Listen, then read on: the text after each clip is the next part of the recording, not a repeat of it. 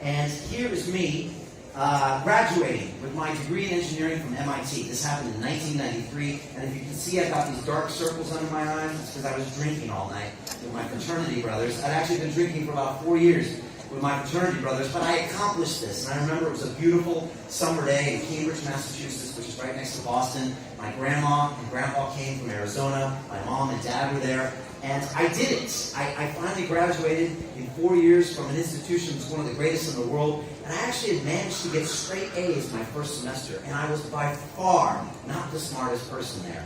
But I found a system to kind of get me to this level as a transformation.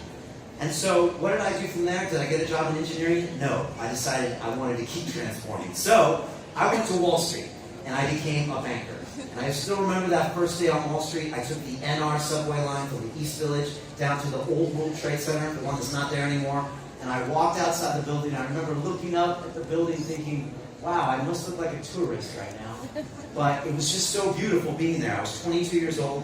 I walked across the street to One Liberty Plaza. I took the elevator to the 33rd floor. On one side was the Statue of Liberty. On one side was the World Trade Center in all its glory. They gave me a phone and said, this one goes to the Chicago Mercantile Exchange. This one goes to the bomb pit. Go. And I was like, okay, let's go. And so I became a banker. And I moved to London in 2002, and I worked for a company called ICAP PLC here in the city for 9 years. I was a credit derivatives broker. Some of my clients were JP Morgan, Goldman Sachs, and some of the other banks that you hear about in the news being prosecuted for fraud and criminal activities. And so those were some of my clients. And I remember I got really good at being able to talk to two people at the same time on the phone. I could actually have a conversation with one banker and another banker. And we had these phones with these clickers on there so I could mute out the conversations. And so I found that I got really good. I could actually lie to two people at the same time when I clicked out the clips. And actually, if I got really good, I could lie to my colleagues as well.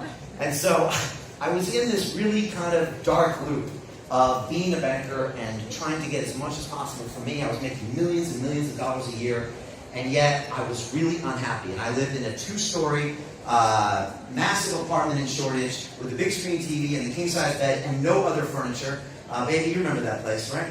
And I was depressed, and I was slowly drinking myself to death because it was all about me. And I thought that's what I was supposed to do. That's what I was taught. It was the American dream, but it was time to do something else. So it was time for yet another transformation. And that's when I became a broadcaster. I walked out of that, I knew nothing about broadcasting. I didn't know what mics were, what cameras were. I'm naturally an introvert. I would rather be at home right now, to be honest. So this isn't natural for me. Getting on camera is not natural for me. This is all really hard. It's really hard. I have to fight resistance every day. But I knew it was the path. I was going somewhere. I was connecting with people. I was becoming a better person. I was meeting amazing people like my wife. And everything was changing. And so I started going into this thing of being a broadcaster, learning along the way. And I'm still learning how to do that. And I kept up with the transformations. The next one was probably the biggest one I ever could do, which was becoming a dad.